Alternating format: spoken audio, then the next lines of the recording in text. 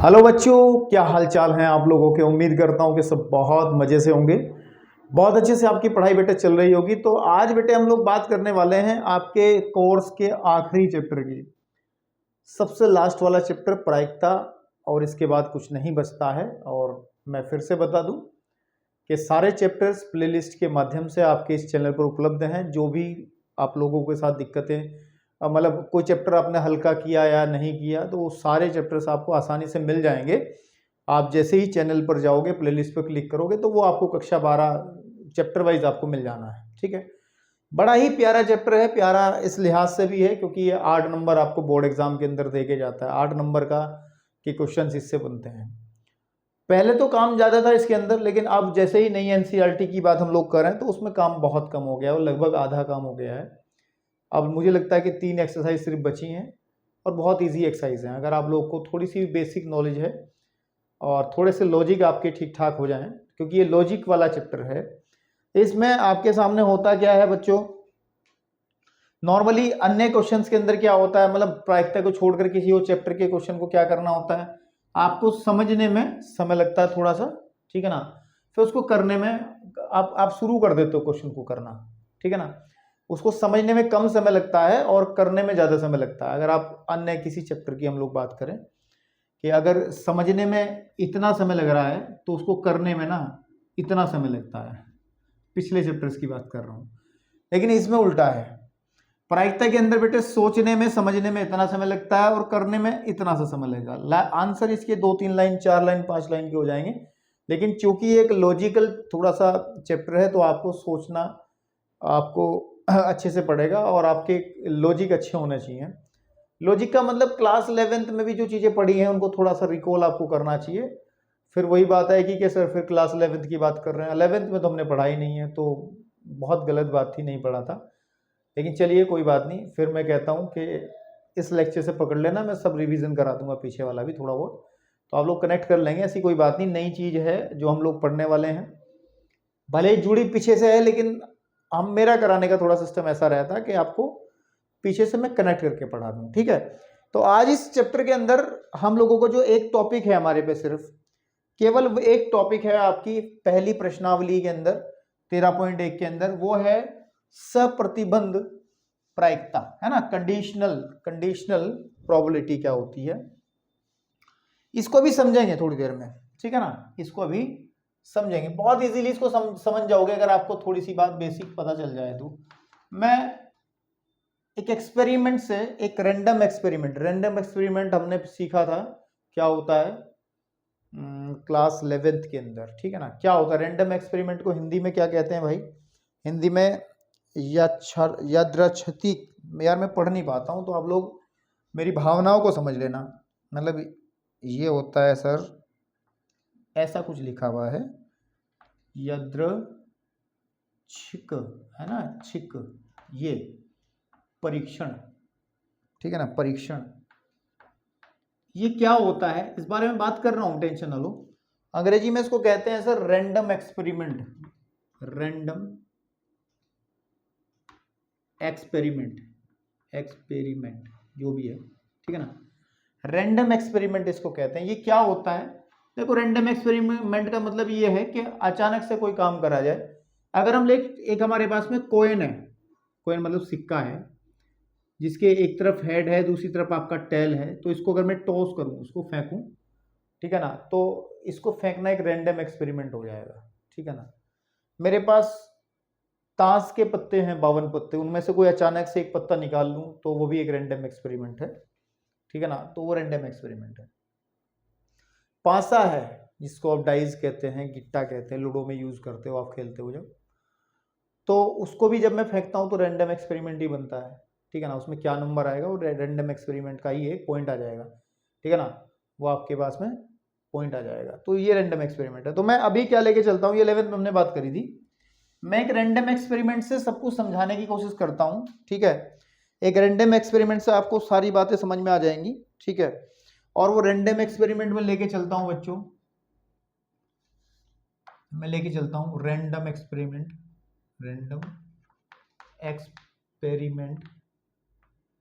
क्या लेके चलता हूँ कि मैंने क्या करा बच्चों, मैंने क्या करा, एक रैंडम एक्सपेरिमेंट लेके चल रहे हैं, मैंने क्या करा कि एक सिक्के को 2 बार उछाला मैंने, एक सिक्के को बहुत ध्यान से देखना आप लोगों को, मैं सब कंसेप्ट आपके क्लियर कर दूंगा। अभी लॉजिक वाला चैप्टर है तो लॉजिक आपके क्लियर हो जाएंगे अगर आप थोड़ा ध्यान से बैठोगे तो। एक सिक्के को मैंने क्या करा बच्चों, को मैंने 2 बार उछाला, 2 बार उछाला, ठीक है। अब आपके सामने 2 बार उछाला मैंने, एक सिक्के को 2 बार उछाला, तो क्या क्या हमारे पास में एक सब दौर होता था रैंडम एक्सपेरिमेंट करने के बाद। जब हम रैंडम एक्सपेरिमेंट को पढ़ लेते थे, रैंडम हम लोग जब एक्सपेरिमेंट की बात करते थे तो उसके बाद हमने पढ़ा था क्लास 11th के अंदर एक और आता था प्रतिदर्श समष्टि। क्या होती है बच्चों, और इंग्लिश में इसको कहते थे सैंपल स्पेस, सैंपल स्पेस कहते थे इसको, ठीक है ना, स्पेस, ठीक है, प्रतिदर्श समष्टि सैंपल स्पेस। इसको हम किससे लिखते थे बच्चों, इसको हम लिखते थे किसको लिखते थे, इसको हम एस से लिखते थे, कैपिटल एस से इसको रिप्रेजेंट करते थे। ये होता क्या था, जैसे मैं सिर्फ अभी ये दो वालों की बात नहीं कर रहा, मैं इसको थोड़ा सा कनेक्ट कर लूं, क्योंकि आप लोग बहुत सारे बच्चे ऐसे बैठे हो जिनको ये रैंडम एक्सपेरिमेंट भी पहली बार सुनने को मिल रहा है बच्चों, और ये प्रतिदर्श समष्टि भी पहली बार सुनने को मिल रहा है, ठीक है। तो रैंडम एक्सपेरिमेंट जब हम करते थे तो कोई रिजल्ट आते थे। तो अगर सपोज कर लो मैंने एक डाइज फेंक लिया, मतलब जो गिट्टा होता है, यानी कि जिसको हम पासा भी कहते हैं, जब पासा फेंकते हैं तो क्या क्या संभावनाएं होती हैं, मतलब क्या क्या घटनाएं घटित हो सकती हैं। पासा फेंकने से हमारा ऊपर की तरफ एक भी आ सकता, क्योंकि पासे पे क्या होते हैं, 6 अंक होते हैं। जब हम उसको फेंकते हैं एक भी आ सकता है, 2 भी, 3 भी, 4 भी, 5 भी, 6 भी, है ना।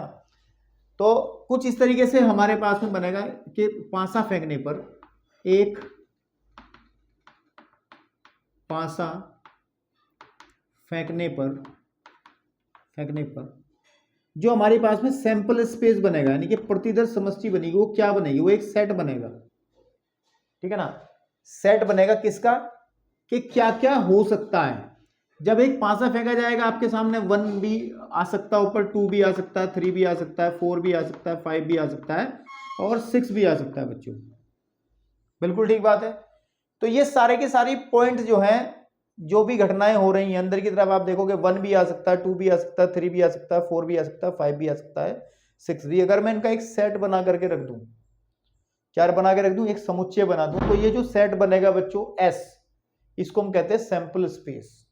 मतलब किसी भी, अगर हम एक्सपेरिमेंट को, ये कोई रैंडम एक्सपेरिमेंट था, जब हम किसी भी रैंडम एक्सपेरिमेंट को करते हैं तो उसके अंदर क्या क्या संभावनाएं हैं, उनके जो भी रिजल्ट्स हैं, जो परिमाण हैं, सॉरी परिमाण नहीं, परिणाम है, जो रिजल्ट्स हैं, उनके सेट को हम लोग क्या कह देंगे बेटे, सैंपल स्पेस कह देंगे, ठीक है।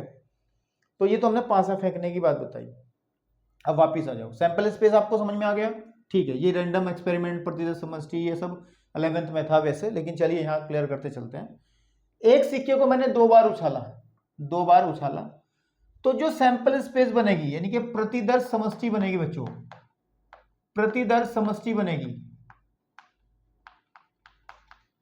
यानी कि सैंपल स्पेस जो एस बनेगा, उस सेट के अंदर बच्चों क्या क्या एलिमेंट आएंगे। जब एक सेट को हम लोग, जब हम एक सिक्के को 2 बार उछालेंगे, देखो या तो हेड और हेड आ जाए, आप समझ नहीं रहे हो, एक सिक्के को 2 बार उछालना है। पहली बार उछाला तो हेड आया, दूसरी बार उछाला तब भी हेड आया, तो यानी कि या तो हेड और हेड आ जाए, या बच्चों हेड आ जाए और दूसरी बार जब हम फेंकते हैं तो टेल आ जाए, ठीक है ना। जब दूसरी बार फेंकते हैं तो टेल आ जाए, या हम लोग कहें कि टेल आ जाए और फिर हेड आ जाए, या दोनों बार फेंकने से हमारा टेल आ जाए। तो ये आपके सामने एक सेट बन गया जिसके अंदर ये कुछ परिणाम हैं, रिजल्ट्स हैं। जब हमने एक एक्सपेरिमेंट करा, एक सिक्के को 2 बार उछाला, तो ये हमारी सैंपल स्पेस एस बनी। इतना क्लियर हो गया आप लोगों को। अगर आप लोगों को ये बात क्लियर हो गई है तो मैं आगे चल सकता हूं, ठीक है ना, क्योंकि ये 11th की बात चल रही है। जो आज का टॉपिक है सह प्रतिबंध प्रायिकता, कंडीशनल प्रोबेबिलिटी, इसको समझने के लिए पहले आपको सिंपल चीजें सीखनी पड़ेंगी, थोड़ी सी 10-15 मिनट लगेंगी, फिर इसको तो मैं 1 मिनट में बता दूंगा और तुरंत मैं क्वेश्चंस करने लगूंगा आपके सामने। सिर्फ मेन बात है, इसको आपको समझना है, ठीक है। अब हम बात करते हैं इस सैंपल स्पेस से हम कुछ घटना लेते हैं, हम लोग क्या लेते हैं, इवेंट लेते हैं, घटना। एक घटना को मैंने ई कहा और एक घटना और ले रहा हूं मैं, ठीक है ना, घटना एक और ले रहा हूं, उसको मैं एफ कह रहा हूं बच्चों। अब एक घटना, इसके बाद देखो सुनो, इसके बाद सुनो, जब हम क्लास 11 में पढ़ते थे तो अगला टॉपिक यहां घटना ही बनता था, घटना क्या होती है, व्हाट इज इवेंट, यही हमें पता होना चाहिए। तो ध्यान रहे कि सैंपल स्पेस के उपसमुच्चय, सैंपल स्पेस के जो प्रतिशत समष्टि के उपसमुच्चयों का समुच्चय, उपसमुच्चय इसके कितने बन सकते हैं, बहुत सारे बन सकते हैं। मतलब जैसे कि हमने कहा है कि एक घटना हमारे पास में आई, एक कोई घटना बनी जिसमें हमने केवल एक एलिमेंट को रखा 1 को, इसका मतलब ये वो घटना है जब पासा फेंकने पर ऊपर 1 आता है। कोई दूसरी घटना बनी बच्चों, हमने कहा कि दूसरी घटना बनी हमारे पास में जब ऊपर 3 आता है। इस तरीके से जो घटनाएं हैं और भी हो सकती हैं, ठीक है ना, और भी हम इकट्ठा भी सेट भी ले सकते हैं। मेन बात क्या मैंने आपको बताई क्लास 7 की, घटना क्या होती है, घटना के बारे में हमने ये बात बताई आपको कि घटना जो होती है प्रतिशत समष्टि के उपसमुच्चयों को घटना कहते हैं। इस बात को ध्यान रखें कि घटना क्या होती है। मैं लिख देता हूं, उसको कहीं रफ में नोट कर लेना कि प्रतिशत समष्टि या सैंपल स्पेस एस के, ठीक है ना आपके पास, ठीक है बच्चों। तो घटना का मतलब एस के उपसमुच्चय, सबसेट्स जो होंगे, एस के जो उपसमुच्चय होंगे। अब ये मत पूछना कि उपसमुच्चय क्या है भैया, 11th में पढ़ लिया उपसमुच्चय क्या होते हैं। एस के उपसमुच्चय को घटना यानी कि इवेंट कहते हैं, घटना यानी कि इवेंट क्या कहते हैं, घटना कहते हैं, ठीक है ना, आपके सामने घटना कहते हैं। तो बच्चों हमने क्या करा, अभी हम क्या कर रहे हैं, हमने एक रैंडम एक्सपेरिमेंट लिया जिसको मैंने यहाँ रैंडम एक्सपेरिमेंट आपको समझा दिया क्या होता है। फिर मैंने एक प्रतिदर्श समष्टि बनाई यानी कि एक सैंपल स्पेस, यानी कि जो रिजल्ट्स आएंगे इस एक्सपेरिमेंट को करने से वो रिजल्ट ये आएंगे, उससे एक सेट बना लिया। फिर अब लोग हम कह रहे हैं कि एक दो घटना हम डिफाइन करते हैं, ठीक है ना, घटना ई और घटना आपके पास में एफ। तो इसको कहता हूं ये घटना है हमारे पास में, ई एक घटना है, ई एक घटना है। कैसी घटना है बच्चों, ई एक घटना है कि यदि, ठीक है ना, मैं गलत हूं, यदि हमेशा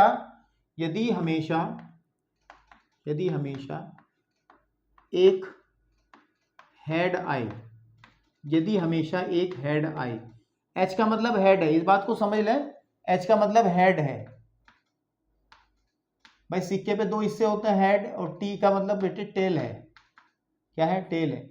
हिंदी में हेड को शीर्ष कहते हैं शायद, है ना, शीर्ष, और इसको शायद पूंछ कुछ कहते हैं, शीर्ष पूंछ कुछ कहते हैं यार। अब हेड टेल तो आपको इतना कंफर्म होगा ही होगा, तो ये बात है।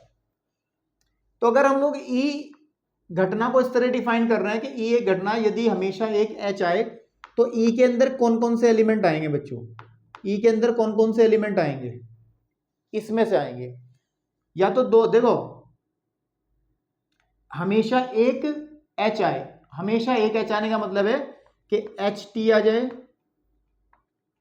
ठीक है, या टी एच आ जाए, एच टी आ जाए या टी एच आ जाए, केवल ये दो ही एलिमेंट्स आएंगे, प्रतिदर्श समष्टि के दो ही एलिमेंट्स यहां आएंगे, क्योंकि घटना कही हमने कि हमेशा एक हेड आए, एक से ज्यादा नहीं आने चाहिए, एग्जैक्टली वन हेड, अंग्रेजी में इसको कह सकते हैं एग्जैक्टली वन हेड, इसको कहते हैं एग्जैक्टली वन हेड, केवल एक हेड आए। तो अभी तो मैं केवल घटनाओं को डिफाइन कर रहा हूं, अभी मैंने कोई बात आपको नहीं समझाई है।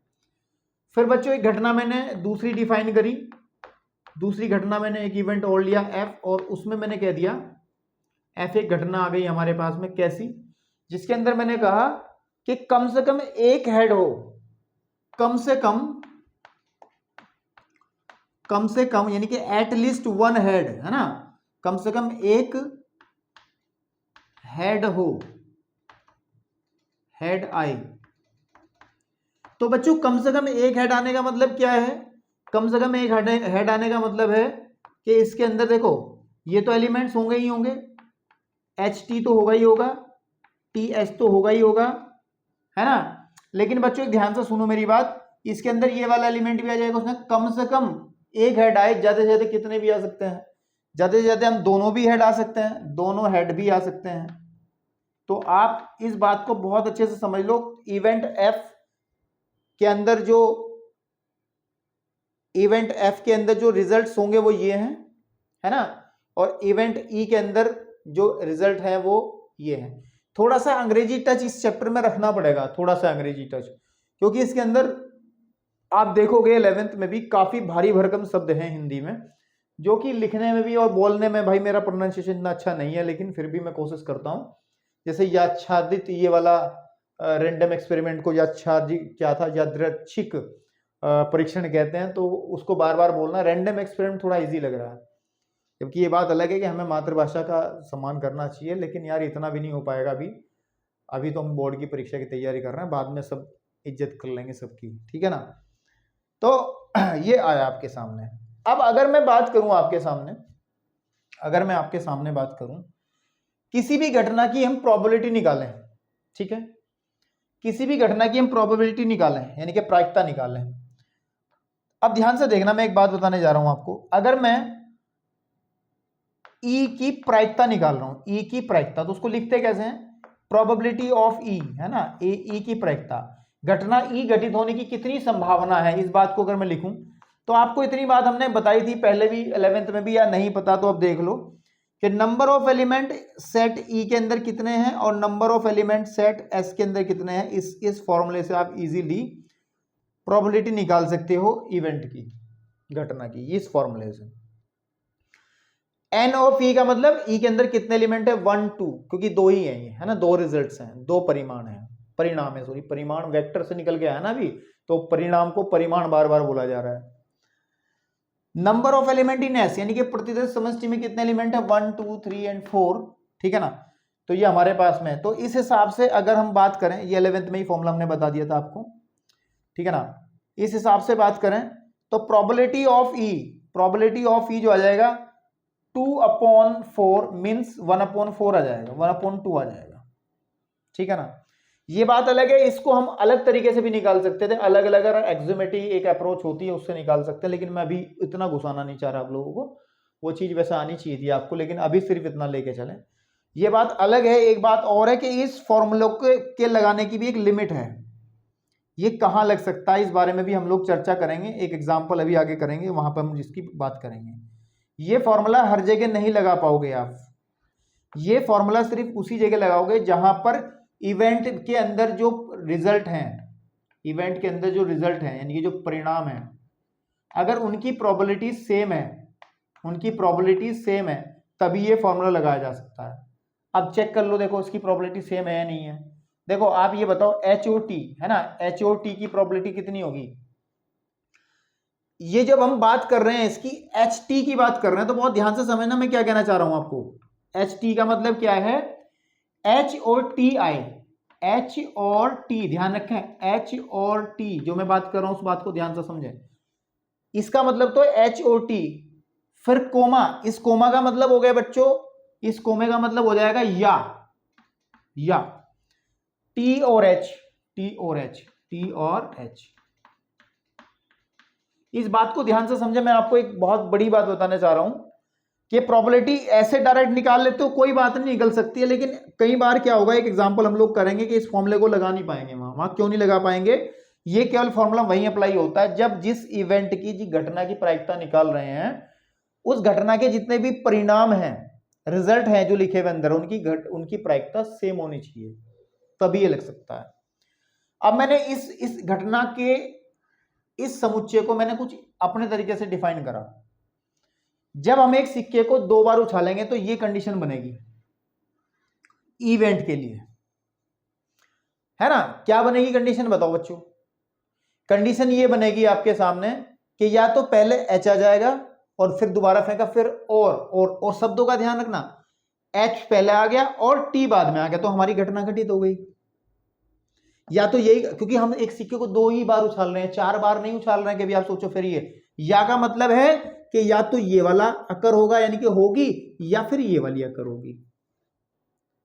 तो अब सुनो, H आने की प्रोबेबिलिटी कितनी होती है, बचपन में सिखा दिया जाता है कि सर हेड और टेल, किस सिक्के को फेंकने पर हेड आने की प्रायिकता 1/2,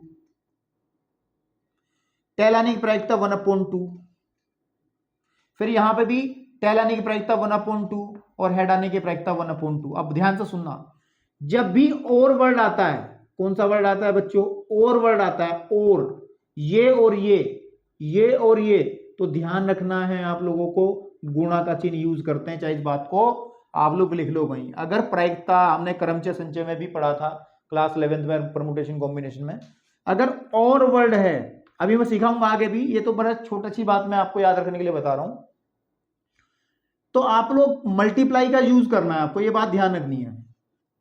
और अगर, क्योंकि और के अंदर क्या होता है, एक्सक्लूसिव इवेंट से, मैं बताऊंगा अभी सब बातें, टेंशन ना लो। और अगर या आता है हिंदी में, इंग्लिश में, इसमें इंग्लिश में ये एंड आ जाए लिखा हुआ और इसमें ये और आ जाए लिखा हुआ, तो फिर हम लोग फिर हम प्लस का इस्तेमाल करते हैं, ठीक है ना, प्लस का इस्तेमाल करते हैं। तो बच्चों इसमें भी प्लस, लेकिन यहां पे या तो यहां प्लस आ जाएगा, यहां पे मल्टीप्लाई, तो देखो 1/4 प्लस 1/4 यानी कि 2/4, कैलकुलेट कर लो सर, 1/2 आ जाएगा, जो मैंने अभी निकाली है। इसको कहते हैं एक्सियोमेटिव अप्रोच कहते हैं अंग्रेजी में, लेकिन अगर आप लोग बहुत ज्यादा टेंशन लेना नहीं चाहते हो, क्लास 12th की तैयारी में आप इतने बिजी हो कि ज्यादा गहराई से नहीं जाना चाहते हो कि सर मोटा मोटा पता चले, तो आप लोग इस पे भी ध्यान दे सकते हो, कोई दिक्कत नहीं है इससे, अगर आपको अच्छा फील नहीं आ रहा है आप लोगों को, ठीक है ना। चलिए ध्यान से देखेंगे। अब हम बात करते हैं बेटे प्रोबेबिलिटी ऑफ इवेंट एफ, है ना, इवेंट एफ। तो हम इसको भी numbers of element in F upon numbers of element in sample space, तो एफ के अंदर कितने एलिमेंट है बच्चों, 1 2 एंड 3, 1 2 एंड 3, तो this is 3/4, this is 1 2 3 and 4, तो 1 ये आ जाएगा इतना। क्लियर हो गया। तो ये बेसिक सिंपल प्रोबेबिलिटी निकाली जाती थी ऐसे, अभी हम लोग पढ़ेंगे कंडीशनल वाली, यानी कि सप्रतिबंध प्रायिकता, लेकिन ये सिंपल प्रोबेबिलिटी निकालने का मेथड था जो मैंने आपको समझाया। उम्मीद करता हूं कि आपको ये बात बहुत अच्छे से समझ में आ गई होगी, ठीक है ना, बहुत अच्छे समझ में आ गई होगी, उम्मीद करता हूं, और विश्वास भी आप लोगों पे मैं करता हूं, ठीक है ना। कैमरा एक बार चेक करना चाहूंगा, क्योंकि बहुत मेहनत लग रही है इस लेक्चर को समझाने में। सब बढ़िया चल रहा है, थोड़ा सा लाइट ज़्यादा है तो मैं इसको थोड़ा सा एडजस्ट करता हूँ। अब ठीक है, शायद मेरे हिसाब से ठीक है। आप लोगों को कैसा लग रहा है कमेंट में बता देना मुझे, ठीक है। चलिए बेटो, अब मेन बात यह है कि हम लोग इस टॉपिक पे बात करेंगे जो टॉपिक हमने शुरू किया है, फिर क्वेश्चंस करेंगे इजीली, कोई दिक्कत नहीं आने वाली आप लोगों को, जब तक मैं हूं तो ध्यान से देखेंगे, बहुत ध्यान से देखना आप लोगों को। अब हम बात करने वाले हैं इस टॉपिक की, कौन से वाले की, कि मैं इधर की तरफ करता हूं, इसको मैं थोड़ा सा इधर रखता हूं क्योंकि इसकी जरूरत मुझे अभी पड़ेगी, मुझे लगता है कि अभी तक आपको इस बात समझ में आ गई होगी। तो अब मैं बात करता हूं अपने मेन टॉपिक की, और वो टॉपिक है कि सप्रतिबंध, कंडीशनल है ना, सप्रतिबंध प्रायिकता, ठीक है ना, प्रायिकता अंग्रेजी में भी याद रखे कंडीशनल, यानी कि कोई कंडीशन लगा दी जाएगी, कंडीशनल आपके फील आ रहा ना, क्योंकि आजकल कंडीशनल वर्ड का बहुत प्रचलन है, मैं आपको बताऊंगा, समझाऊंगा कंडीशनल वर्ड का क्या प्रचलन है ना, क्योंकि कुछ कंडीशन अगर लगा दी, प्रोबेबिलिटी बता बोलते हुए लिखा बन जाना, प्रोबेबिलिटी, कंडीशनल का मतलब कोई प्रतिबंध लगा दिया, जहां हमने कहा गया, मैंने किसी को कहा जाओ एक काम करो, कि मैं अपनी क्लास का एग्जांपल ले रहा हूं, मैंने अपनी क्लास के 11th के बच्चों को, 12th के बच्चों को कहा जाओ एक काम कर, प्रिंसिपल रूम में जा और वहां से कहो कि कुछ भी, यानी कि रजिस्टर या डेस्टर लेके आ, लेकिन प्रतिबंध लगा दिया और कहीं नहीं जाना आपको, क्योंकि क्लास प्रिंसिपल का जो ऑफिस है वो सारी क्लास पार करके है, ऐसा नहीं है कि तुम किसी बीच वाली कक्षा में आप घुस जाओ। तो मैं उसको कहूंगा कि भाई एक कंडीशन लगी तेरे साथ, एक कंडीशन मैंने लगा दी, सीधा तुझे प्रिंसिपल के ऑफिस में जाना और वापिस आना है, ठीक है ना। तो उसके साथ कंडीशन क्या लगा दी कि किसी अन्य जगह आप नहीं जाओगे, तो कंडीशन है। अगर मैं कंडीशन नहीं लगाऊंगा तो वो फ्री है, फिर चाहे तो अपने मित्रों से सबसे मुलाकात करते हुए प्रिंसिपल रूम में जाए, समझ में आ रही नहीं बात। तो कंडीशन ये है। कंडीशनल प्रोबेबिलिटी के अंदर क्या होता है बेसिकली, मैं आपको बता के चलता हूं, ठीक है ना, कि किसी एक घटना के घटित हो जाने की सूचना हमें पहले ही दे दी जाती है। किसी एक घटना के घटित हो जाने की सूचना हमें पहले दी जाती है। कि जैसे इसी एक्सपेरिमेंट से मैं आपको समझाने की कोशिश करूंगा कि घटना ई की प्रायिकता, अगर हम कहें कि घटना ई की, मैं एग्जांपल से समझा रहा हूं कि प्रायिकता यदि घटना एफ पहले से घटित हो गई हो, तो इस तरीके की बात कंडीशनल प्रायिकता में आ जाएगी, यानी कि सप्रतिबंध प्रायिकता। क्या कहा मैं सही लिख नहीं पाया, मेरे हिसाब से मुझे मजा नहीं आया लिखते हुए, मैं दोबारा लिखूंगा। मैंने लिखा कि घटना ई की प्रायिकता ज्ञात करो, ऐसा क्या ज्ञात करो यदि घटना एफ पहले से घटित हो गई हो, ऐसा लिख सकते हैं, ठीक है ना। अगर घटना पहले से घटित हो गई हो या फिर घटित हो चुकी है, आप देखो, ध्यान से देखो, कंडीशन लगा दी ना, है ना, घटित हो चुकी हो, है ना, हो चुकी हो, है ना। तो आप लोग इस बात को समझो कि हमें ये पूछा गया है घटना ई की प्रायिकता ज्ञात करो। अगर हमें केवल इतना पूछा जाता तो कोई कंडीशन नहीं थी, फिर तो आप चिल्ला के बोलते गुरुदेव ये है आंसर 1/2, या नहीं बताते क्या? आप तुरंत कहते अगर यहां तक का क्वेश्चन आता बच्चों तो आप कहते हो सर 1/2 है, प्रोबेबिलिटी ले जाओ, आंसर आ गया। लेकिन ये कंडीशन लगा दिया आगे, कह दिया कि सर जो एफ थी घटना ये पहले से घटित हो चुकी है, तो इस केस में क्या करना होगा। ऐसे केस को ही मैं बड़े सिंपल वे में आपको समझाया है, ऐसे ही केस को हम कहते हैं कि ये कंडीशनल प्रोबेबिलिटी है, यानी कि प्रोबेबिलिटी है या फिर सप्रतिबंध प्रायिकता। इसी तरीके के सवाल हम लोग करेंगे, इसकी कुछ प्रॉपर्टीज देखेंगे और कुछ नहीं है पहली एक्सरसाइज में, बस इतनी सी बात है। अब इसको लिखने का तरीका क्या है, ऐसी स्थिति में घटना ई की प्रायिकता कैसे निकलेगी। घटना ई की प्रायिकता बहुत ध्यान से देखेंगे, लिखने का क्या तरीका रहेगा। इसको लिखेंगे probability of event E upon F, upon लिखा है लेकिन इसका अर्थ समझिए। अब प्रायिकता घटना ई की जब घटना एफ पहले से घट चुकी है, जो घटना पहले से घट चुकी होगी उसको हम बटे, यहां पे सिंपल में बटे कह लो या अपॉन कह लो, या फिर कुछ लोग इसको ऐसे भी लिखते हैं प्रोबेबिलिटी ऑफ ई, ऐसे करके भी लिखते हैं। यानी कि इसका मतलब ये है कि ई घटना की प्रोबेबिलिटी निकालनी है, घटना ई की प्रायिकता निकालनी है जब एफ घटना पहले से हो चुकी है, ये है। और भाइयों ऐसा लिख लो ऐसा लिख लो, कोई फर्क नहीं पड़ रहा, इसका एक फॉर्मूला होता है बेसिकली, वो होता है probability of E when F already occur, है ना, यानी कि घटना ई की प्रायिकता जब एफ पहले से ही हो चुकी हो, ठीक है ना। तो इसका फॉर्मूला होता है probability of E intersection F upon probability of, देखो मुझे फॉर्मूला में कंफ्यूज हो गया बोलते बोलते, प्रोबेबिलिटी ऑफ एफ यानी कि एफ की प्रायिकता। बस यही फॉर्मूला पूरी एक्सरसाइज में छाया रहेगा, पूरे इंट्रोडक्शन में यही एक फॉर्मूला है।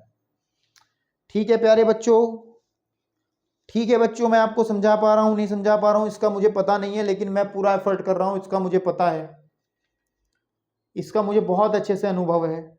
ठीक है, तो ज्यादा बातचीत ना करके, ठीक है ना,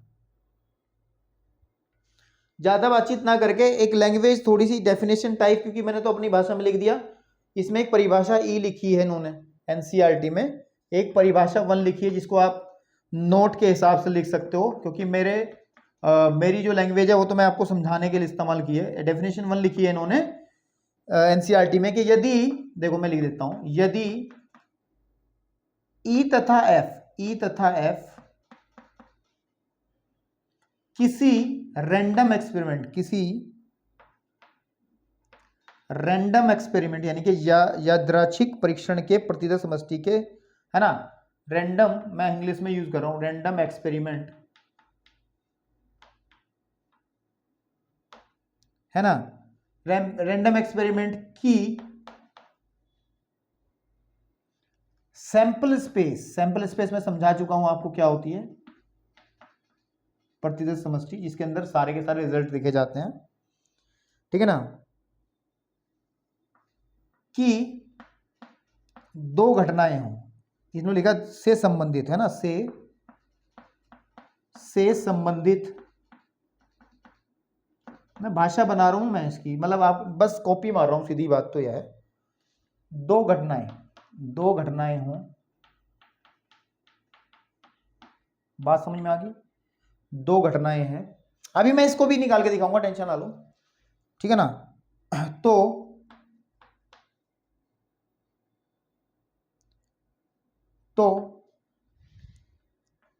घटना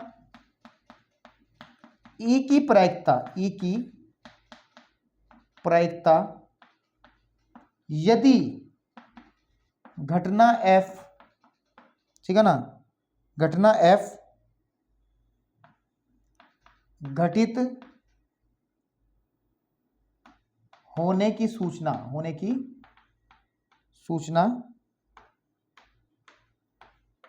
पहले से प्राप्त हो, तो मैंने कुछ इसमें भी फेरबदल कर दिया लैंग्वेज में।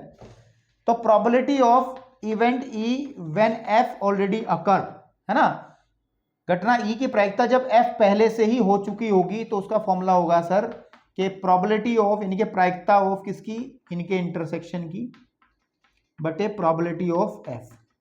अब इस केस में अगर हमें पूछा जाए, इस वाले केस में हमें पूछा जाए कि प्रोबेबिलिटी ऑफ इवेंट ई पूछा जाए जब एफ पहले से हो चुकी हो, तो आप क्या करोगे, प्रोबेबिलिटी ऑफ निकालोगे ई intersection F upon probability of निकालोगे एफ। तो बच्चों थोड़ा ध्यान दें, यहां पे निकाल लेता हूं मैं कि ई इंटरसेक्शन एफ क्या हो जाएगा, ई इंटरसेक्शन एफ क्या हो जाएगा, ये छोटी सी गली में बात कर लें। ई इंटरसेक्शन एफ का मतलब दो सेट आपके सामने हैं, दो समुच्चय आपके सामने है, इंटरसेक्शन का मतलब जो कॉमन है, और आप कॉमन देख रहे हो H T comma T H, ये आपका, ठीक है ना। अब अगर मैं probability of event E intersection F निकालूंगा तो फिर वही बात है कि नंबर ऑफ एलिमेंट इसके अंदर ई इंटरसेक्शन एफ के अंदर बटे number of element in sample space में। तो बच्चों इसमें कितने एलिमेंट है, 1 2 अपॉन, इसमें कितने एलिमेंट थे, 4, कितने एलिमेंट थे, 4, तो बच्चों आ जाएगा 1/2। तो ये आ गया हमारा ऊपर वाला हिस्सा इतना, ठीक है, ये वाला हिस्सा हमारे पास कितना आ गया ठीक है ना, ये वाला हिस्सा हमारा कितना आ गया बच्चों, 1/2। अब मैं निकालना चाहता हूं probability of F, probability of F already निकाल चुके हैं हम लोग, यहां पे निकली पड़ी है ऑलरेडी। तो अब इसको अगर मैं निकालूंगा conditional probability E upon F निकालूंगा, तो ये हमारा 1/2 है बच्चों, और ये आपका 3/4 है। तो अगर आप देखोगे तो ये 2 टाइम्स जाएगा, तो 2/3, तो 2/3 इसकी कंडीशनल प्रोबेबिलिटी निकलेगी जब, कब, जब ई की प्रायिकता जब एफ पहले से ही हो चुकी होगी। तो आप लोगों को अगर कुछ समझ में आ रहा है ना तो अपने हिसाब से नोट कर लो भैया। अब मैं आपके सामने कुछ एग्जाम्पल लेकर के आता हूं, पहले क्या लेके आता हूं, क्योंकि इस बात को थोड़ा पुख्ता करते हैं यार, मतलब मजा नहीं आया ना अभी तक आपको समझने में, तो कुछ एग्जाम्पल से बात करते हैं। चलिए आपको मैं अभी 2 मिनट में आपसे मिलता हूं, कुछ एग्जाम्पल से मैं बात करने वाला हूं आपके साथ। चलिए बच्चों, एक एग्जाम्पल से हम इस रिजल्ट को सीखते हैं, कंडीशनल प्रोबेबिलिटी के जो कॉन्सेप्ट को समझते हैं। एग्जाम्पल नंबर 2 हम लोग बात कर रहे हैं, एग्जाम्पल नंबर 1 छोड़ दिया गया है, एग्जाम्पल नंबर 1 में कुछ ज़्यादा ताकत नहीं है। जब आप 50 किलो उठा सकते हो 10 किलो आराम से उठा लोगे, तो 10 किलो का ही क्वेश्चन है वो, ये 50 किलो वाले उठाओ तो अपने आप हो जाएगा, ठीक है। तो बच्चों इसके अंदर क्या कहा है हमें, मैंने पहले ही एक फॉर्मूला लिख दिया, जो फॉर्मूला पूरी एक्सरसाइज में छाया रहेगा, कि कंडीशनल प्रोबेबिलिटी का कि घटना ई की प्रायिकता जब एफ पहले से हो चुकी हो तो वो होगा probability of event A intersection F and probability of F. तो अब हमें यही देखना है कि कौन सी घटना क्या है और क्या हमें पूछा गया है। ई वो होता है जो हमें पूछा गया है। तो सबसे पहले तो हम लोग इसको हल करते समय थोड़ा सा अपना दिमाग खोलेंगे। एक परिवार में 2 बच्चे हैं, ठीक है, चलिए 2 बच्चे हैं, एक परिवार में 2 बच्चे हैं। यदि यह ज्ञात हो कि, देखो, यदि यह ज्ञात हो कि बच्चों में से कम एक बच्चा लड़का है, तो दोनों बच्चों के लड़का होने की प्रायिकता क्या होगी। तो मतलब ये हमें निकालना है। पहली बात तो ये दोनों बच्चों के है ना, दोनों बच्चों के लड़का होने की प्रायिकता निकालनी है। तो ये तो इवेंट ई बन जाएगी, यानी कि जो फाइंड आउट करनी होती है वो इवेंट ई है, घटना ई है। और आपको कुछ दिख रहा है इसमें, जो पहले से एफ कौन सी बनेगी, जो पहले से घटित हो चुकी है।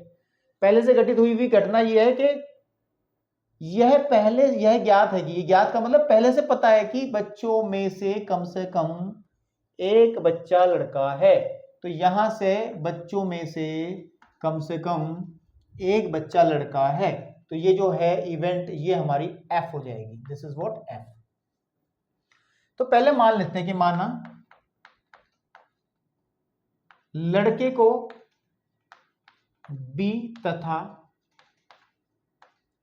लड़की को जी से, माना लड़के को बी से दर्शाते हैं। तो बच्चों मैं पहले ही बता चुका हूं, सबसे पहले हम क्या लिखेंगे, ठीक है ना, सबसे पहले हम लिखेंगे प्रतिदर्श समष्टि क्या बनेगी, प्रतिदर्श समष्टि, यानी कि सैंपल स्पेस।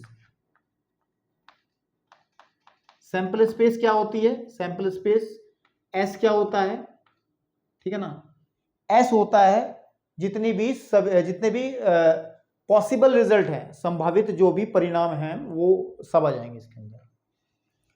क्या क्या हो सकता है, दोनों बच्चे बॉय हों, ठीक है ना, या पहला बॉय हो जाए दूसरा गर्ल हो जाए, पहला बच्चा गर्ल हो जाए दूसरा बॉय हो जाए, या बच्चे हमारे पे दोनों ही गर्ल हो जाए। तो ये ही हमारी सैंपल स्पेस की एलिमेंट्स बन जाएंगे हमारे पास में, बी बी जी बी, ये ही बनेगा, 4 ही कॉम्बिनेशन बनेंगे, इसके अलावा कुछ नहीं होगा, ठीक है ना।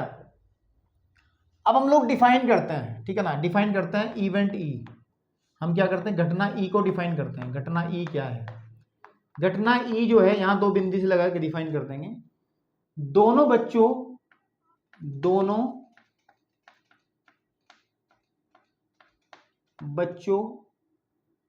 के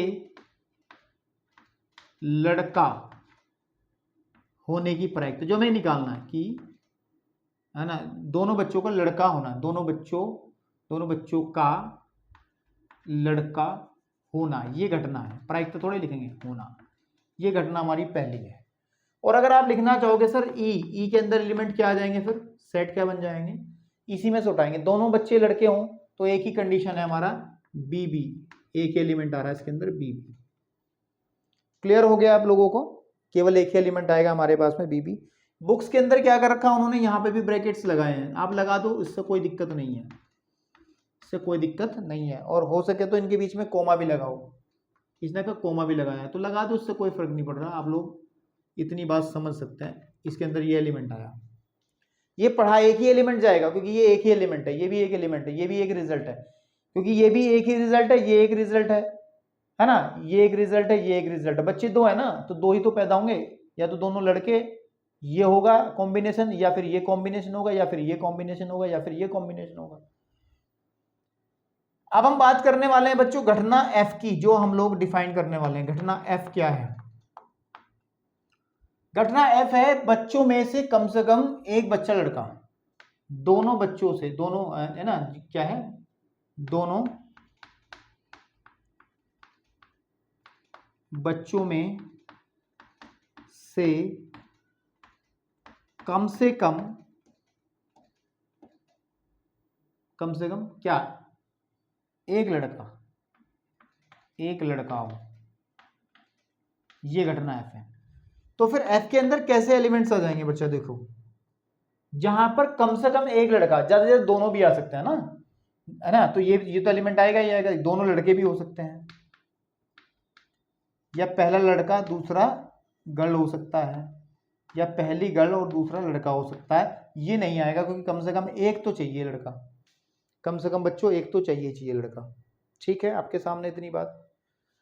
अब बेसिकली हमें क्या निकालना है, हमें निकालना है probability of event E when F is already occur, मतलब ई की प्रायिकता निकालनी है जब ये पहले से हमें ज्ञात है, पहले से हो चुकी है, ये पहले से हमें प्राप्त है। इसका फॉर्मूला हमने लिखा है probability of event E intersection F upon probability of F. तो ये सब चीजें निकालें। इस फॉर्मूले को लगाने के लिए सबसे पहले हम क्या करेंगे बच्चों कि आप ई इंटरसेक्शन ऑफ एफ निकाल लोगे, और ई इंटरसेक्शन ऑफ एफ निकलेगा। इन दोनों में कॉमन क्या है, एक एलिमेंट कॉमन है जब दोनों बच्चे बॉयज हैं, ठीक है ना। और चलिए अब निकालते हैं, इसमें क्या है। सबसे पहले हम निकालते हैं probability of E intersection F. कैसे निकला जाएगा भाई कि इसके अंदर number of element in E intersection F upon number of element in sample space. तो बच्चों इसमें कितने एलिमेंट है, 1 अपॉन सैंपल स्पेस में कितने एलिमेंट है, 1 2 3 एंड 4, तो 4 ये आ गया। अब निकालेंगे प्रोबेबिलिटी ऑफ एफ का मतलब क्या है कि number of element in set F upon number of element in sample space. तो एफ के अंदर कितने एलिमेंट है, 1 2 एंड 3, 3 अपॉन 4, क्योंकि सैंपल स्पेस में 4 है। अब हमें कंडीशनल प्रोबेबिलिटी निकालनी है, तो probability of event E when F is already occur, occur मतलब हो जाना होता है। प्रायिकता ई की प्रायिकता जब एफ पहले से पता हो, तो हम लोग लिखेंगे वो फॉर्मूला यूज कर लेंगे। तो ऊपर का वैल्यू हमने निकाला 1/4 एंड अपॉन 3/4, 4 से 4 कैंसिल, तो 1/3 इसकी प्रोबेबिलिटी आ जाएगी। ठीक है, 1/3 क्या आ जाएगी बच्चों, इसकी प्रोबेबिलिटी आ जाएगी। उम्मीद करता हूं ये रिजल्ट कुछ आपको अब समझ में आया होगा। ठीक है, नेक्स्ट एग्जाम्पल पे चलते हैं बच्चों, नेक्स्ट एग्जाम्पल पे हम लोग चलते हैं। थोड़ा सा समय दीजिए मुझे और।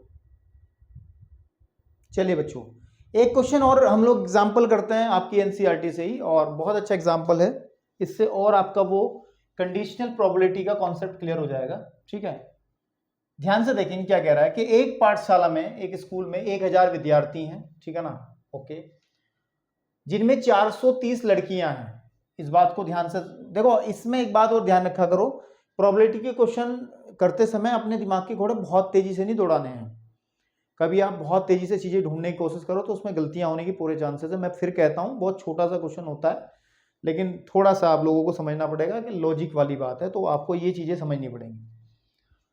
तो यहां तक समझ में आके लड़कियां 430 है। यह ज्ञात है कि 430 में से 10% लड़कियां कक्षा 12 में पढ़ती हैं। अच्छा, 10% लड़कियां कक्षा 12 में पढ़ती हैं, तो ठीक है भाई, कक्षा 12 में लड़कियां कितनी पढ़ती हैं, 10%।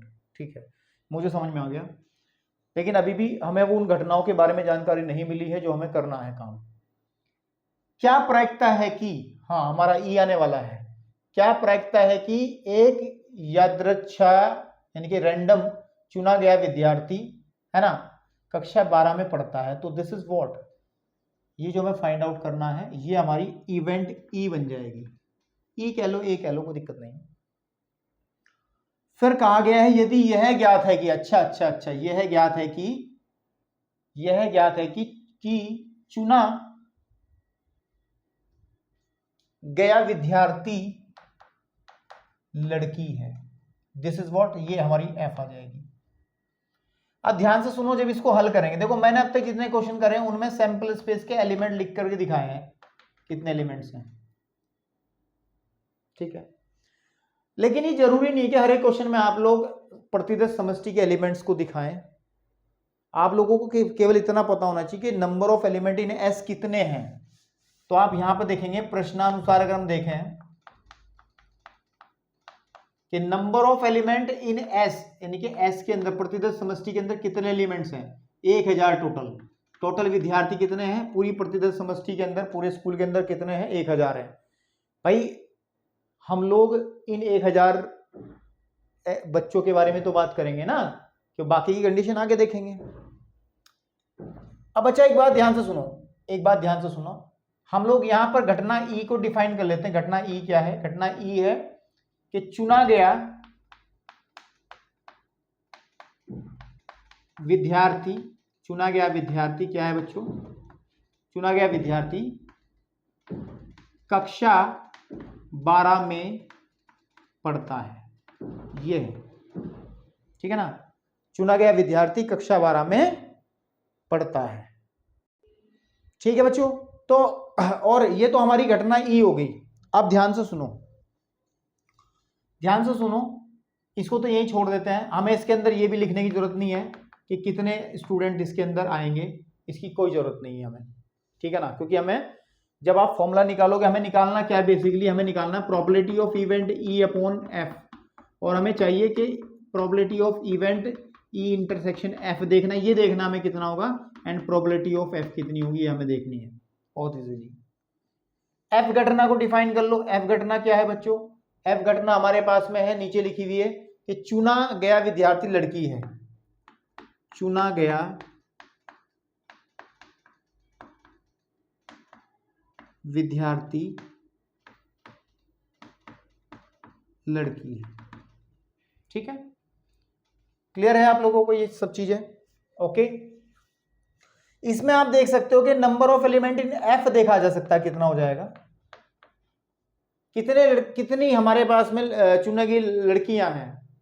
देखो उसने पहले ही कहा है, उसने पहले ही कहा है हमारे पास में यह ज्ञात है कि 430 में से 10% लड़कियां कक्षा 12 में पढ़ती हैं, ठीक है ना। टोटल लड़कियां कितनी है हमारे यहाँ पर, लड़कियां हैं 430, तो हमारे पास में 430 जो है number of element in F आएंगे, कितना आएंगे 430 number of element in F आएंगे, ठीक है भाई। तो number of element in F हमारे पास में 430 हो गया, ठीक है। तो अगर हम यहां से ध्यान दें तो हम अगर प्रोबेबिलिटी ऑफ इवेंट ई निकाल लें, इवेंट एफ निकाल लें, तो सिंपल सी बात है, number of element in F upon number of element इन प्रतिशत समष्टि यानी कि सैंपल स्पेस। तो प्रोबेबिलिटी ऑफ एफ जो है, जो हमें फॉर्मूले में चाहिए, वो आ जाएगी 430 अपॉन 1000, यानी कि ये अगर इसको काट दें हम लोग तो 0.43 लिखा है, ऐसे लिख सकते हैं प्रायिकताओं, कोई दिक्कत नहीं है। अब मेन कॉन्सेप्ट है कि हमें चाहिए ई इंटरसेक्शन एफ। देखो ध्यान से सुनना, ई क्या है, चुना गया विद्यार्थी कक्षा 12 को हो, कक्षा 12 को हो, ये कक्षा 12 के विद्यार्थी मैंने चुन लिए, ठीक है ना। अब इसके अंदर हमें एफ देखना है, एफ क्या है, चुना गया विद्यार्थी लड़की हो, तो लड़कियां तो इसके अंदर ही होंगी, और वो कितनी है, वो 10% है, वो कितनी है 430 की 10% कितनी आ जाएंगी बच्चों, 43, कितनी आ जाएंगी 43। तो यहां लिख सकते हो आपके ई इंटरसेक्शन एफ। देखिए इंटरसेक्शन का मतलब ये एफ इवेंट है, ये ई इवेंट है, तो इनका इंटरसेक्शन तो यही बनेगा ना, अंदर वाला ही।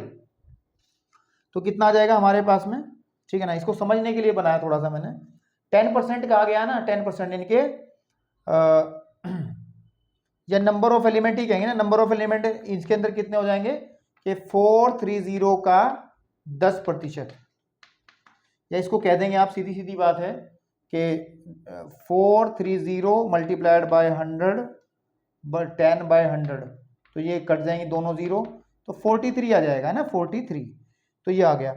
अब probability of event E intersection F कितना आ जाएगा, number of element of E intersection F upon number of element in S, that is equal to 43 upon 1000। Clear हो गया। अब आप लोगों को निकालना क्या है, आपको निकालना है probability of event E when F is already occur. तो ये फॉर्मूला आपको लगाना पड़ेगा, इसका वैल्यू हम निकाल चुके हैं, 43 अपॉन 100। इसको भी ऐसे रख लो यार, इसको अभी सॉल्व ना करो आप, ऐसे रहने दो, है ना, इसको बाद में सॉल्व कर लेते हैं, ठीक है ना। अपॉन कितना आ जाएगा, 430 अपॉन 100, इससे ही कट जाएगा। तो यहां से आप देखोगे सर 43 अपॉन 430, है ना, 43 अपॉन 430। तो अगर हम लोग इसको क्या करें, इसको हम लोग डिवाइड करें तो दशम चलेगा नहीं, तो दशमलव गए 0 बढ़ा ली, तो एक बार चलेगा 0.1, तो आंसर आ जाएगा 0.1। ये आपकी प्रोबेबिलिटी हो जाएगी। 0.1 को हम कह सकते हैं 1/10 भी कह सकते हैं। क्या सॉल्यूशन वो तो आपको देखना रहेगा। उम्मीद करता हूँ कि आपको समझ में आ गया होगा। चलिए बात करते हैं नेक्स्ट एग्जाम्पल की तरफ, चलते हैं हम लोग जल्दी से। चलो बच्चों एग्जाम्पल नंबर 5 पे बात करते हैं, जबकि बड़ा सिंपल एग्जाम्पल आप लोग कर सकते हैं अगर आपको कंडीशनल प्रोबेबिलिटी का कॉन्सेप्ट समझ में आ गया हो। वो कह रहा है कि पासे को, पासा समझते हो ना जिससे लूडो खेलते हैं ना, एक पासे को 3 बार उछालने पर परीक्षण में घटना ए तथा बी को निम्न प्रकार परिभाषित किया गया है कि ए का मतलब तो है कि एक घटना कौन सी है कि तीसरी उछाल पर संख्या 4 प्रकट हो, मतलब जब हम फेंकते हैं पासे को तो तीसरी बार में 4 नंबर ऊपर आता है, ठीक है। फिर बी क्या है, पहली उछाल पर 6 और दूसरी उछाल पर 5 प्रकट होता है, ठीक है ना। तो ये बी घटना है। तो बी घटना की घटित होना अगर दिया हो तो ए की हमें प्रायिकता निकालनी, मेनली हमें क्या निकालना है, प्रायिकता ए निकालनी है ना, जब बी घटित हो चुकी है, ठीक है बच्चों। इसका फॉर्मूला बन जाएगा probability of A intersection B upon probability of B. तो अब हम सबसे पहले देखते हैं कि इसकी सैंपल स्पेस के अंदर कितने एलिमेंट्स होंगे, क्योंकि सैंपल स्पेस जो एस होगा उसको लिखना थोड़ा पॉसिबल नहीं होगा, ठीक है ना। जब एक पासे को कितनी बार उछाला जाता है बेटा, 3 बार उछाला जाता है, तो कितने रिजल्ट हमें मिलेंगे उस बारे में हमें बात करनी है, ठीक है। 3 बार जब उछाला जाएगा तो कैसा आएगा, जैसे हमारे पास में अगर सैंपल स्पेस की लिखने की हल्की सी कोशिश की जाए, ठीक है, कोशिश की जाए तो उसके अंदर एलिमेंट्स बहुत आएंगे, ठीक है ना, बहुत एलिमेंट्स आएंगे। एक पासे को अगर हम लोग फेंकते हैं तो रिजल्ट कितने मिलते हैं, जब एक पासे को एक बार फेंकते हैं तो हमें 6 रिजल्ट मिलते हैं, ठीक है। फिर हम उसको दोबारा से फिर फेंकेंगे तो फिर 6 मिलते हैं, तीसरी बार फेंकने पे फिर 6 मिलेंगे, तो टोटल कितने रिजल्ट मिल जाएंगे, 36 मल्टीप्लाई बाय 6, 36 का 86 लगा, 1 6 2 18 216। टोटल रिजल्ट हमें मिलेंगे number of element in sample space, मतलब प्रतिदश समष्टि के अंदर जो एलिमेंट्स होंगे वो हमारे पास में 210 होंगे। अब 216 को लिखना आसान नहीं है, आप लिखोगे तो भाई पूरा समय इसी में निकल जाएगा। आपको तो मतलब भी सिर्फ इसके एलिमेंट से है कि कितने इसकी रिजल्ट आपके निकलेंगे, ठीक है, ओके, ठीक है भाई। अब हमें देखना है कि जो ए इवेंट है उसके अंदर क्या क्या होने वाला है, ठीक है बच्चों। तो number of element in S हमने देख लिया है, और अब हम लोगों को क्योंकि चाहिएगा प्रोबेबिलिटी ऑफ बी चाहिएगा, तो बी के अंदर एलिमेंट्स की बात कर लेते हैं कितना आएगा। तो बी बी बी क्या है, बी के अंदर एलिमेंट्स कैसे लिखे जाएंगे, थोड़ा सा लिखने की कोशिश करते हैं, उससे थोड़ा आइडिया लेते हैं। पहली उछाल पर 6 और दूसरी उछाल पर 3 प्रकट हो, ठीक है। पहली उछाल पर 6 और दूसरी उछाल पर कितना प्रकट हो, 3 या 5, किताब उठाओ, ये 5 नहीं है, सॉरी 5 प्रकट हो। तो इसका मतलब किस तरीके कॉम्बिनेशन बनेगा भाई, पहली उछाल पे 6 आ गया, फिर 5 आ गया, तीसरी पे 1 भी आ सकता है। जब हमने पांसे को उछाला, पहली पे 6 आया, दूसरी पे आया 5 और तीसरी पे 2 आ गया। फिर हमने 3 बार उछाला, है ना, फिर नहीं, मतलब या तो ये वाला बनेगा या ये बनेगा। ये भी आ सकता है कि 5 6 5 3 भी आ सकता है, या ये आ सकता है 6 आ जाए 5 आ जाए और लास्ट में 4 आ जाए, या ये आ सकता है 6 आ जाए 5 आ जाए, यहाँ पे 5 आ जाए, या ये आ सकता है 6 आ जाए 5 आ जाए और फिर से 6 आ जाए। तो ये तो एलिमेंट बनेंगे बी के अंदर। Number of element in B, set B आ जाएगा आपके पास 1 2 3 4 5 6, तो 6 एलिमेंट आपके पास में इसके अंदर आ जाएंगे, ठीक है ना। अब हम लोगों को जो बेसिक चीज देखनी है बच्चों, वो ए इवेंट देखनी होगी, क्योंकि ए इवेंट के से ही हम लोग निकाल पाएंगे ए इंटरसेक्शन बी। और ए इवेंट क्या है, ए इवेंट है कि तीसरी बार उछाल पर 4 प्राप्त हो। चलो देखो, पहली पे 1 आ गया, दूसरी पे 2 आ गया, तीसरी पे हमें 4 चाहिए ही चाहिए, ठीक है बच्चों। फिर आपके सामने अगर हम बात कर लें, ठीक है ना, या पहली पे 1 आ जाए, दूसरी पे 1 आ जाए, पहली पे 1 दूसरी पे 1, फिर आपके पास में 4, पहली पे 1 दूसरी पे 2 तीसरी पे 4, या फिर पहली पे 1 दूसरी पे 3 आ जाए, फिर 4 आ जाए। कुछ तरीके से कॉम्बिनेशन बनेंगे आपके, 4 4 आ जाए, या फिर ये पड़ जाए कि 1 5 4 आ जाए, या फिर ये कॉम्बिनेशन बने 1 6 4 आ जाए, तो ये कॉम्बिनेशन बनेगा। ऐसे ही कॉम्बिनेशन हमारे पास में बनेगा किसका, ये थोड़ा सेट बड़ा बन जाएगा कि पहली पे 2 दूसरी पे 1 फिर 4 आ जाए, फिर यहाँ पे 2 2 4 आ जाए, या फिर 2 3 4 आ जाए, या फिर आपके पास में कितना हो जाएगा 2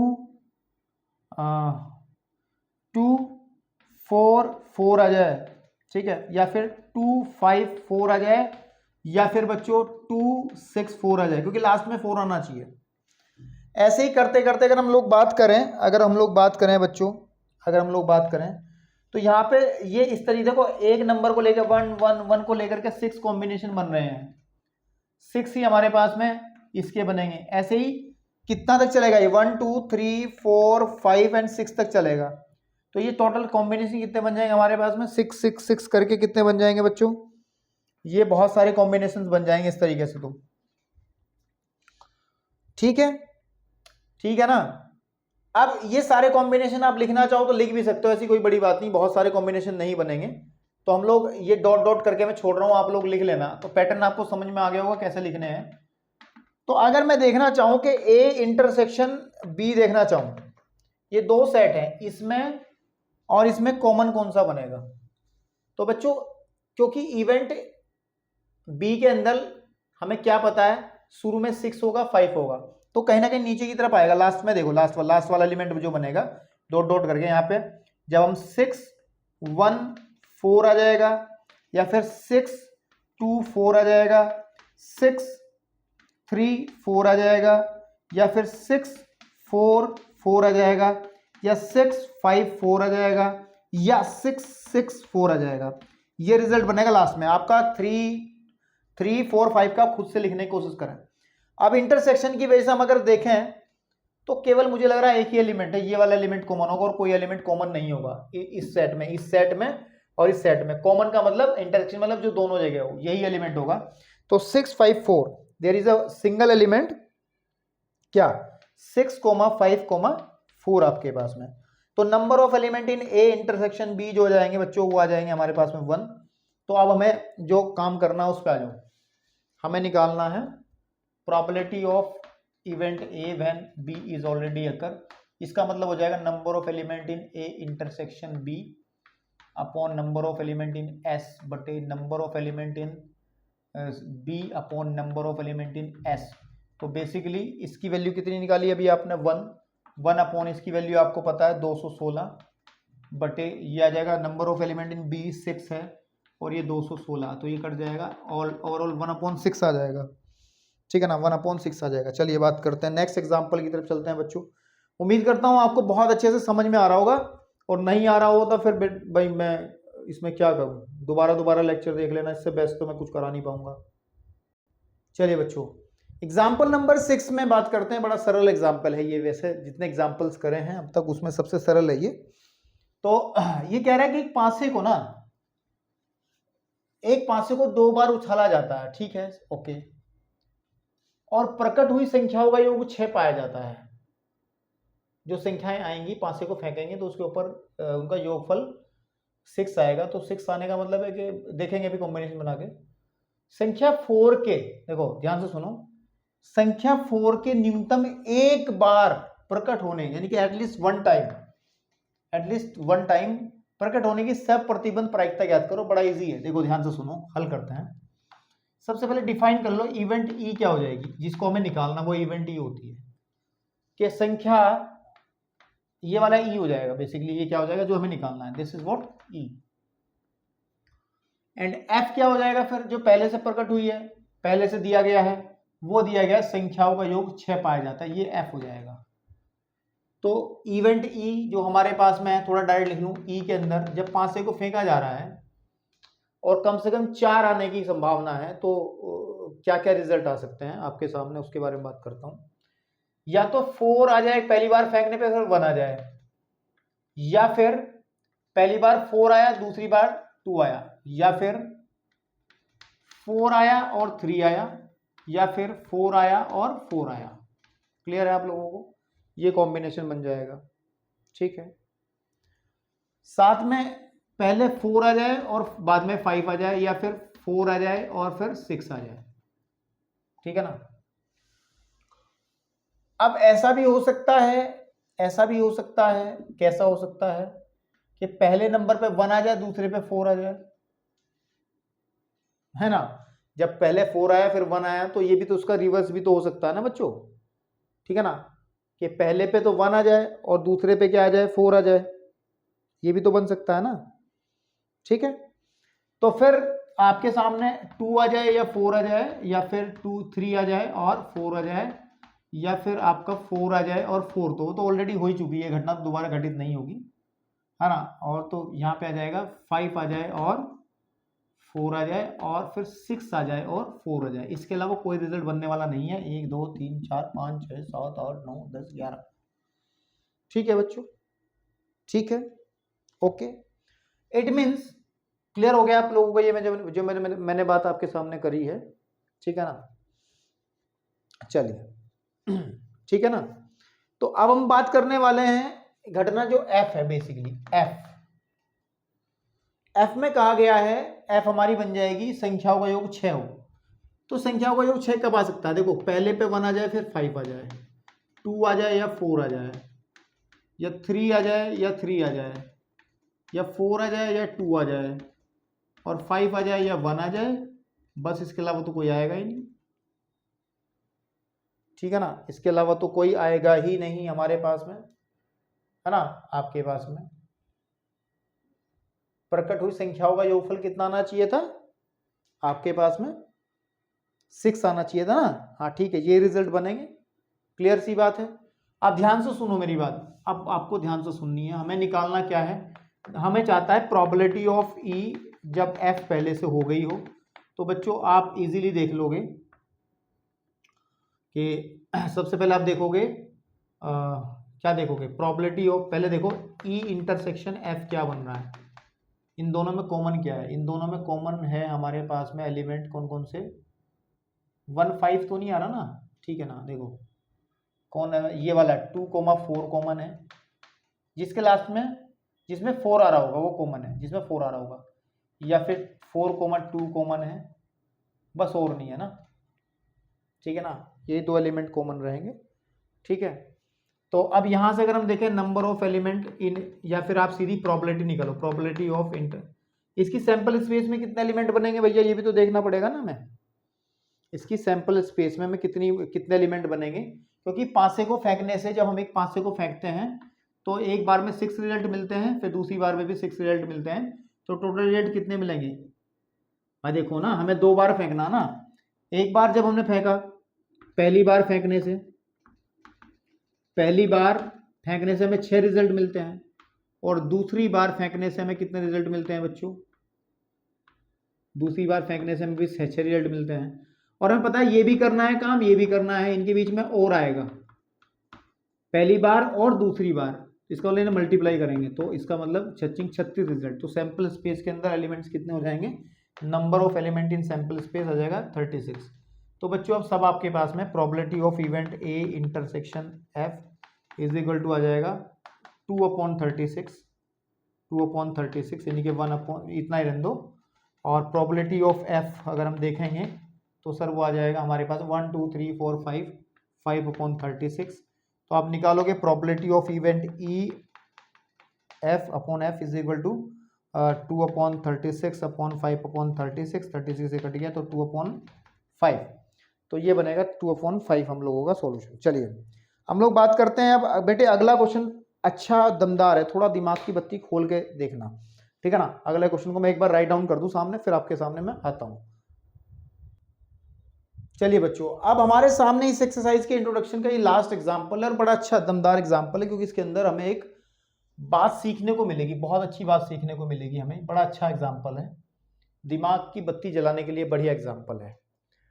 तो थोड़ा सा फिर कहूंगा कि प्रायिकता के अंदर दिमाग के घोड़े बहुत ज्यादा तेज नहीं दौड़ाने हैं, बहुत लॉजिकली सोचना है, सोच समझ के करना है काम जो भी करना है। कह रहा है एक सिक्के को उछालने के परीक्षण पर विचार कीजिए, ठीक है कोई बात नहीं, विचार करते हैं। क्या करते हैं देखो, आगे देखते हैं। यदि सिक्के पर चित मतलब हेड प्रकट हो तो सिक्के को पुनः उछाले, ठीक है। परंतु यदि सिक्के पर पट प्रकट हो तो पासे को फेंके। मतलब दो चीज हमारे पास में है इस बार। एक बार तो हमारे पास में एक सिक्का है, ठीक है ना, और एक पासा है साइड में पड़ा हुआ। पासा समझते हो ना, डाइस, ये इस कैटेगरी वाला जिसमें नंबर्स लिखे रहते हैं, लूडो सब लोगों ने खेली होगी, ये वाला है ना, क्लियर है, ये वाला पासा। इसके रिजल्ट क्या क्या मिलते हैं आपको पता है, या तो 1 आएगा ऊपर, या 2 आएगा, 3 आएगा, 4 आएगा या 5 आएगा, 6 आएगा। इसकी तो प्रतिशत समष्टि बच्चों ये बनती है ना, ये थोड़ा वैसे ही बता रहा हूँ मैं।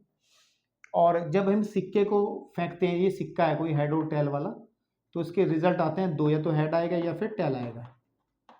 और इसकी प्रत्येक ये जो इवेंट है इसको होने की प्रायिकता नहीं कि सबकी 1/6 1/6 1/6 होती है भाई। 1 आने की प्रायिकता कितनी होगी? 1/6। 2 आने की प्रायिकता कितनी होगी? 1/6, क्योंकि टोटल नंबर ऑफ एलिमेंट इन ये 6 है ना, तो 1 तो एक ही बार आएगा, 1 आने की प्रायिकता 1/6 हो जाएगी। और 2 आने की प्रायिकता, 2 आने की प्रायिकता, 2 आने की प्रायिकता की प्रायिकता कितनी हो जाएगी बच्चों?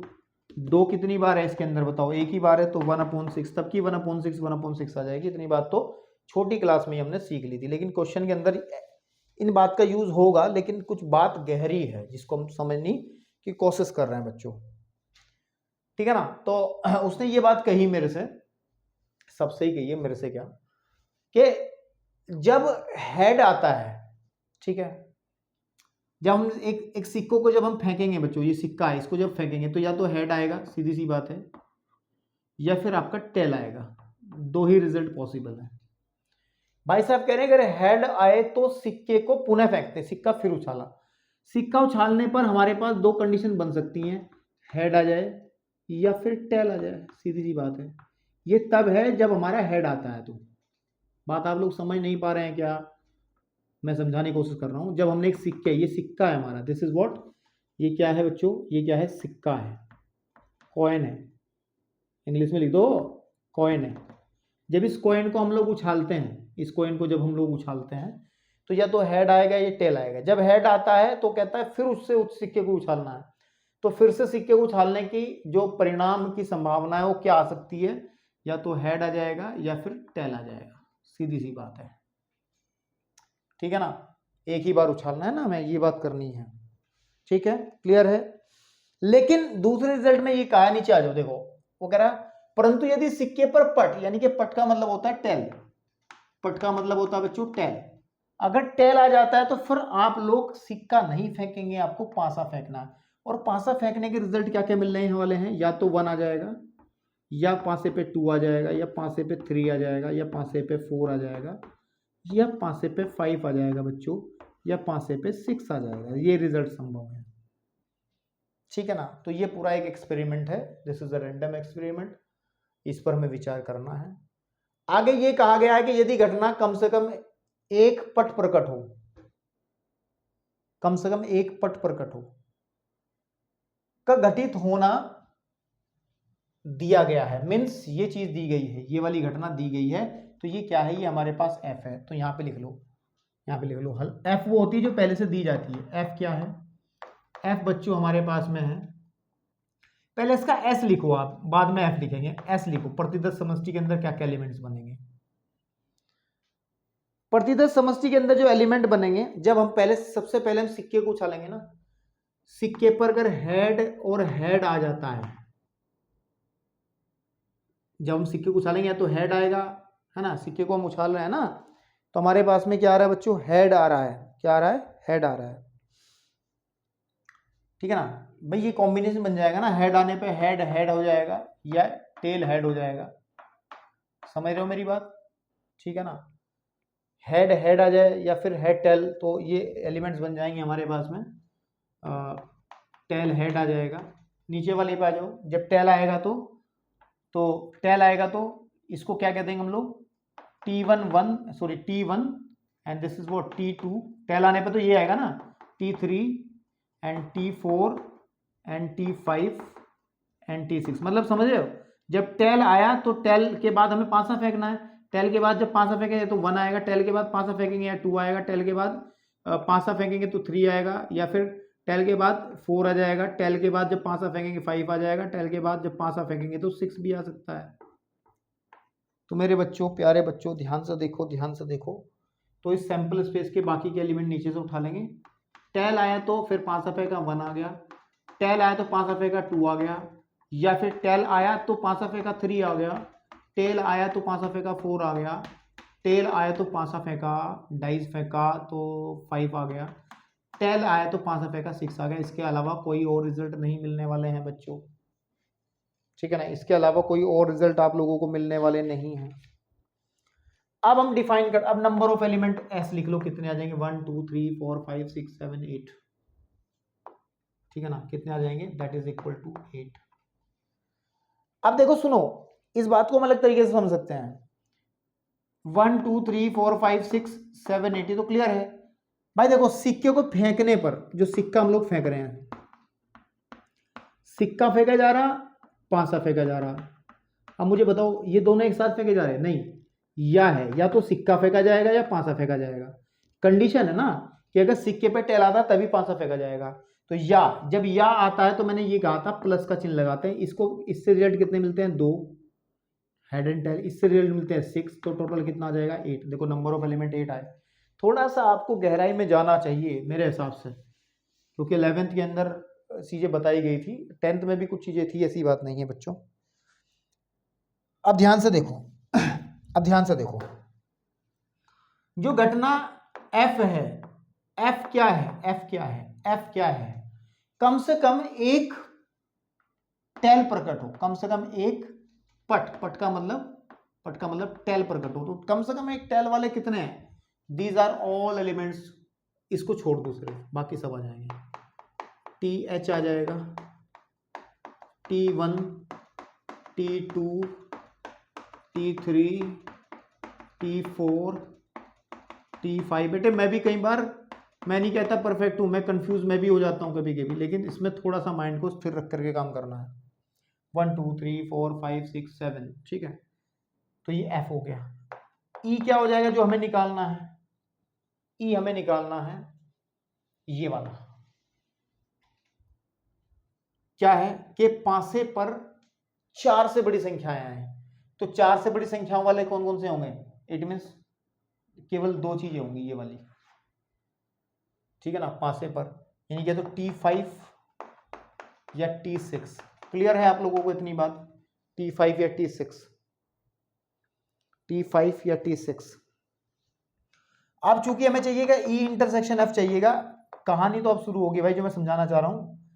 तो इनके बीच में तो इंटरसेक्शन दोनों में क्या आएगा, T5 T6, यही होगा, T5 एंड T6 यही होगा ना।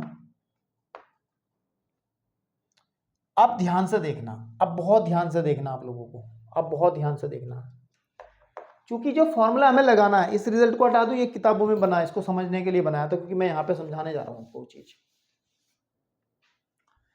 Probability of event E upon F निकालना, तो probability of event E intersection F upon probability of event F चाहिए। तो मैं सबसे पहले प्रोबेबिलिटी ऑफ इवेंट F निकाल रहा हूं, या probability of event E intersection F निकाल रहा हूं। अब आप कहोगे sir ji number of element in E intersection F upon number of element in sample space, sir 1 2 2 upon 1 2 3 4 5 6 7 8, और यह आ जाएगा सर 1 अपॉन 4। एग्जैक्टली इतना गलत कोई कैसे हो सकता मुझे नहीं पता, है ना, ये ऐसे नहीं होगा। कहोगे सर आपने तो पहले बताया था ऐसा हो जाएगा, मैंने वहीं पे कहा था कि ये जो हमारी घटना, ये जो रिजल्ट निकालते हैं number of element of E upon number of element of sample space, ये वाला जो फॉर्मूला है प्रोबेबिलिटी का तभी लगता है जब हमारे पास में जो इवेंट हैं, E की जो इवेंट, जो E के अंदर जो एलिमेंट्स होंगे वो इक्वली लाइकली आउटकम्स होंगे। नहीं समझ में आया, हिंदी शब्द देखता हूं उसका क्या है, हिंदी शब्द आपको दिखाता हूं उसका क्या है। चलो कहाँ किताब है मेरी, 11th वाली, 11th में मैंने पढ़ाया था आप लोगों को। चलो चलो चलो चलो चलो, हाँ, समभाव्य परिणाम, समभाव्य, इस बात को मैं लिख देता हूं एक बार, ठीक है ना। ये फॉर्मूला केवल किसके लिए होता है, ये होता है बच्चों किसके लिए, कि सम, और हिंदी में इसको कहेंगे समभाव्य, मैं रिजल्ट बताऊंगा, भाव्य परिमाणों के लिए, परिणामों के लिए। इंग्लिश में कहते हैं बच्चों इक्वली, ठीक है, और लाइकली आउटकम्स। ये कौन सी होती है बेटा, आउटकम्स ये कौन सी होती हैं, ऐसी आउटकम्स या ऐसे परिमाण जिनकी प्रायिकता समान हो, जिनकी प्रायिकता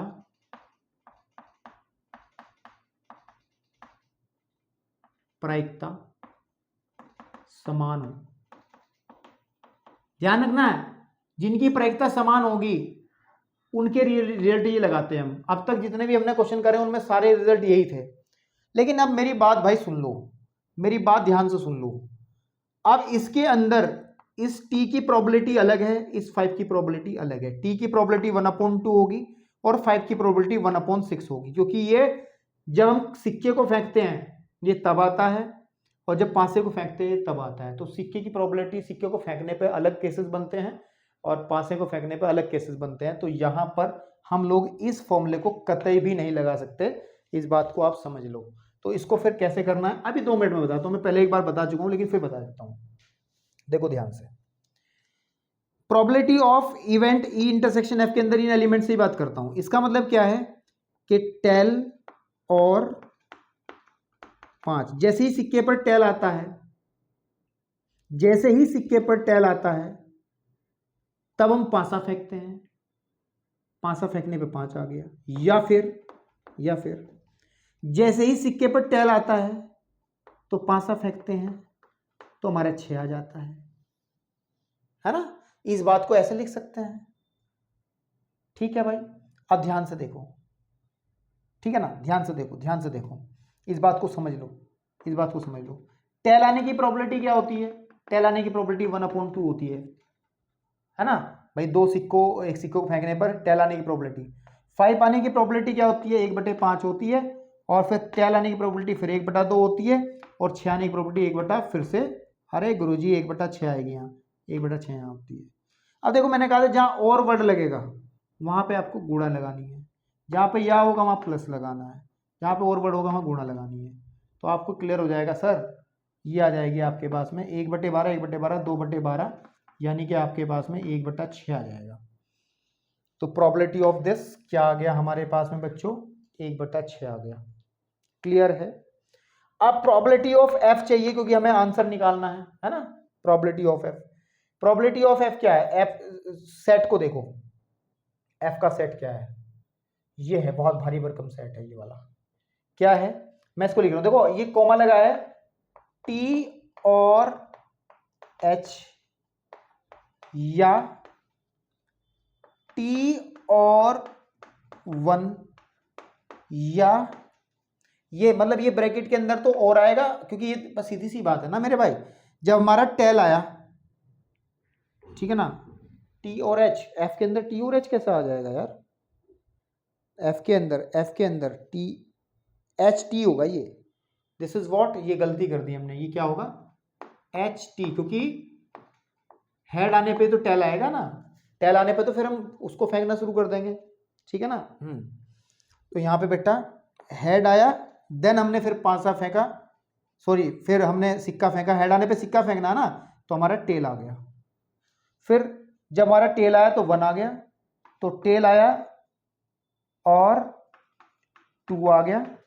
फिर या फिर ये कॉम्बिनेशन बन सकता है, टेल आ जाए और 3 आ जाए, या फिर ये कॉम्बिनेशन बन सकता है कि बच्चों टेल आए और 4 आ जाए, या फिर बच्चों कॉम्बिनेशन हमारा बन सकता है, ठीक है ना, कौन सा? टेल आए और 5 आ जाए, या फिर बच्चों कॉम्बिनेशन बन सकता है टेल आ जाए और 6 आ जाए। अब ध्यान से देखना, अब ध्यान से देखना, मैं साथ साथ करते चलूंगा। हेड आने का मतलब 1/2, और का मतलब गुणा 1/2, या का मतलब प्लस, टी का मतलब 1/2, 1/6 प्लस 1/2, 1/6 प्लस 1/2 गुणे 1/6 प्लस 1/2, 1/6, कितने हैं ये? 1 2 3 4 5 6 7, तो आपका 1 2 3 4 5, 1/2 गुणे 1/6 प्लस 1/2 गुणे 1/6, 1 2 3 4 5 6 7। तो इसको जब कैलकुलेट करोगे आप अपनी किताबों में देख लोगे, मैं कैलकुलेशन वर्क थोड़ा कम कर लेता हूं अपना, 3/4 आ जाएगा कैलकुलेट करके। क्या आ जाएगा बच्चों? 3/4। और जैसे ये 3/4 आएगा ना, ठीक है, फिर हम लोग इसकी कंडीशनल प्रोबेबिलिटी निकाल देंगे। Probability of event E when F is already occur, तो यानी कि जब एफ पहले से हो चुकी होगी। तो सर हमने निकाला है probability of event E intersection F upon probability of F, और आपने निकाला है इसकी वैल्यू अभी अभी हमने निकाली है 1/6 अपॉन इसकी निकालेगी 3/4। तो ये ऊपर ये नीचे तो आ जाएगा 4/18 या 2 दूनी 4 2 में 18, तो 2/9 कितना आ जाएगा, 2/9 इसकी प्रोबेबिलिटी आ जाएगी बच्चों। कितनी आ जाएगी, 2/9। उम्मीद करता हूँ इस इंट्रोडक्शन के अंदर जितनी बातें आपको बताई गई होंगी बहुत अच्छे से आपको समझ में आ गई होंगी। तो सॉल्यूशन में आपसे मुलाकात होगी। धन्यवाद।